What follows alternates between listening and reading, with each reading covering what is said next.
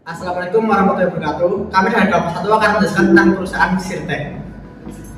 Tentang perusahaan itu perusahaan Sirtek. Kami akan menjelaskan tentang konsep dari perusahaan Sirtek. Lalu kami juga akan menjelaskan tentang masalah perusahaan itu, masalah misal kayak kebangkrutan perusahaan tersebut atau dan lain-lain. Kami juga akan menjelaskan solusi dari masalah kebangkrutan perusahaan tersebut. PT Sri Rejeki Isman Tbk atau yang bisa kita kenal sebagai perusahaan Sritex merupakan perusahaan manufaktur tekstil berintegrasi vertikal terbesar yang ada di dunia. Salah satu produk yang mereka keluarkan itu, yang mereka buat itu ada baju tentara. Nah, Sritex sendiri didirikan pada tahun 1966 oleh HM Rukminto. Dia lahir pada Juni 1946 di Kertosono, Nganjuk, Jawa Timur. Di sini ada konsep POAC, planning, organizing, aquating, dan controlling. Ada analisis perusahaan dan pasar. Misalkan perusahaan Sritex itu menganalisis di mana pasarnya ingin ditargetkan. Terus kita ada penetapan tujuan dan target, yaitu target kita tahu itu kalau perusahaan Sritex itu lebih membuat baju tentara gitu. Terus penyusunan rencana produksi ya yang tadi yang sama kayak yang kedua. Terus penyusunan anggarannya berapa harganya dan pelaksanaan dan pengendaliannya. Dan yang selanjutnya itu tahap perencanaan. Yang pertama itu menyatakan tujuan organisasi, menetapkan target produksi di mana perusahaan tersebut menentukan apa yang harus ditargetkan dari produk tersebut dan kualitas dan pasar yang ingin dicapai. Yang kedua itu menyusun daftar alternatif, menyusun berbagai cara untuk mencapai tujuan perusahaan. Dan ketiga itu menyusun asumsi dasar, menentukan asumsi pasar, biaya dan sumber daya untuk setiap asumsi. Yang selanjutnya, yang keempat ada pilihan terbaik, yang dimana nanti perusahaan itu akan memilih alternatif terbaik mereka berdasarkan perbandingan manfaat dan biayanya. Dan yang selanjutnya ada menyusun rencana atas alternatif terpilih, menjabarkan rencana dalam program kerja dan alokasi sumber daya. Selanjutnya ada mengubah rencana menjadi tindakan, melaksanakan rencana dalam kegiatan operasional perusahaan agar terjalin dengan baik. Nah, di sini ada proses organizing. Yang pertama ada pembagian pekerjaan. Jadi pembagian pekerjaan ini dibagi menjadi beberapa bagian seperti produksi, pemasaran, keuangan, dan juga SDM. Yang kedua ada pengelompokan tugas. Di pengelompokan tugas ini dibagi sesuai divisi dan juga perbagian aktivitasnya sendiri-sendiri. Yang ketiga ada penetapan wewenang dan tanggung jawab. Tujuannya agar di setiap bagian ini memiliki wewenang dan tanggung jawab yang jelas.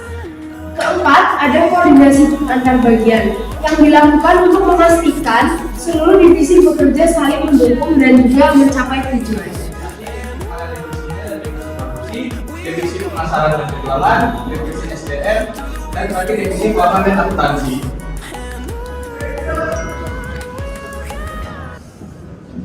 Di sini pertama ada accounting. Yang pertama memberikan arahan kerja, manajemen Sritex memberikan instruksi kerja yang jelas pada setiap divisi melalui SOP, target produksi dan standar kualitas agar kegiatan berjalan sesuai rencana. Yang kedua, kepemimpinan.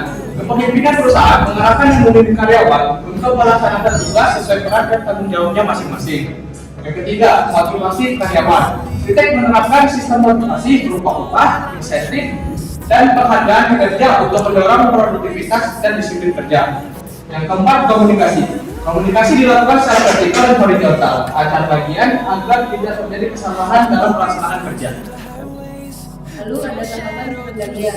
Pertama, menetapkan standar, menentukan standar kualitas, biaya dan target produksi. Dua, ada pengukuran pelaksanaan, memantau hasil kerja dan penggunaan sumber daya. Lalu ketiga, perbandingan dengan standar, membandingkan hasil aktual dengan target yang ditetapkan. Keempat, lalu ada analisis penyimpangan, mengidentifikasi penyebab ketidaksesuaian. Lalu terakhir, tindakan korektif, melakukan perbaikan agar kinerja kembali sesuai rencana.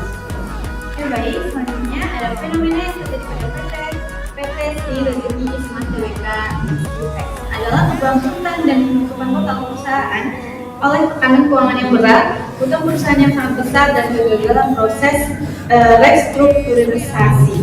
Situasi ini tersebut diperparah oleh dampak COVID-19 di 2021-2020 yang menurunkan permintaan pasar dan mengganggu operasional perusahaan. Akibatnya, Sritex melakukan PHK massal lebih dari 10.000 karyawan menimbulkan dampak domino terhadap industri tekstil nasional, serta memunculkan potensi permasalahan hukum terkait pembiayaan dan kredit yang diterima perusahaan.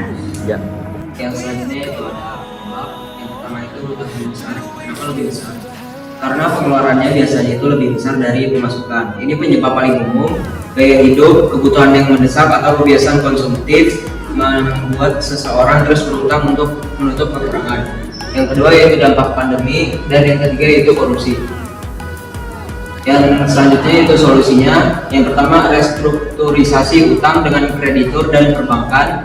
Yang kedua memperkuat branding dan kualitas produk lokal. Yang ketiga memanfaatkan pasar niche atau seragam khusus militer dan BUMN.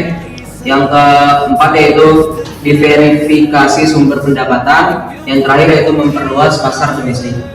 Sekian dari kelompok kami, kurang lebihnya mohon maaf. Wassalamualaikum warahmatullahi wabarakatuh.